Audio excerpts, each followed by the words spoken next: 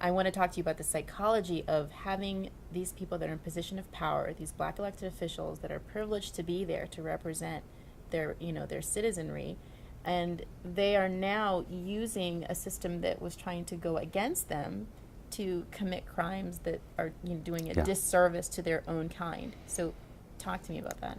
Yeah, I try to make a very amoral argument in the book, because what I'm talking about is disproportionate policing, usually for a political motive. Now, the problem with talking about it on those terms, when you try to figure out what I want to do with this information as a voter and as a citizen, is that to say that, okay, let's use Mery and Barry as the most prominent case of this sort. Mery and Barry was caught smoking crack by the U.S. Attorney's FBI in 1990.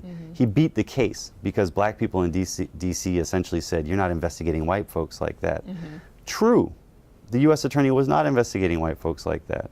And you can actually see the numbers. Black folks were 5 times more likely than their white counterparts to be investigated in the late 80s.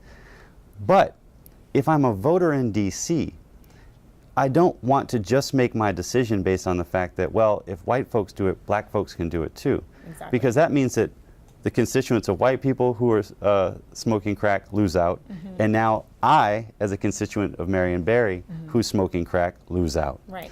And so it's a difficult argument. I mean, you want justice in the justice system, Right. but that doesn't equate to how people should vote. In other words, to say that someone was disproportionately investigated does not automatically mean that they're innocent.